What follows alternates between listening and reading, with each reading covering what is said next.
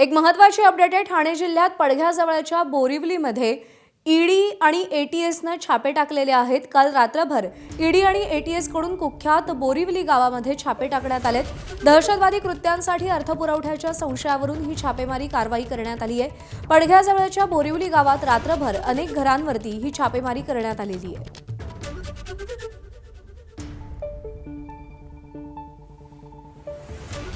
ठाणे जिल्ह्यात पडघ्याजवळच्या बोरिवली गावामध्ये ईडी आणि एटीएसने छापेमारी केलेली आहे। दहशतवादी कृत्यांसाठी अर्थपुरवठ्याचा संशय होता आणि त्यावरून ही छापेमारी करण्यात आली आहे। सूरज ओझा आपल्याला या सगळ्या संदर्भात अधिक अपडेट देतील। सूरज, या छापेमारीत काय हाती लागलंय? नक्की हा एक मोठी छापेमारी बोलली जात आहे, ज्यामध्ये ईडी फिनान्शियल ट्रेल तपास करत आहे। असं बोललं जातोय की हा एक दहशतवाद्यांशी संबंधित केस आहे, ज्याच्यात पैशांचा देवणघेवण झालेला आहे आणि त्यात मनी ट्रेल स्टॅब्लिश करण्यासाठी ज्या काही माहिती आहे त्या माहितीच्या आधारावर ही छापेमारी केली जात आहे।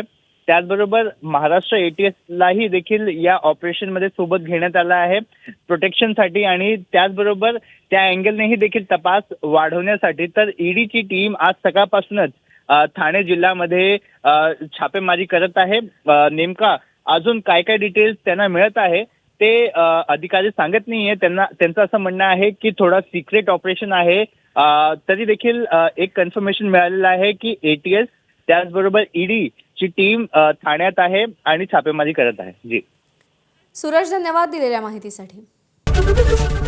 एबीपी माझा, उघडा डोळे बघा नीट।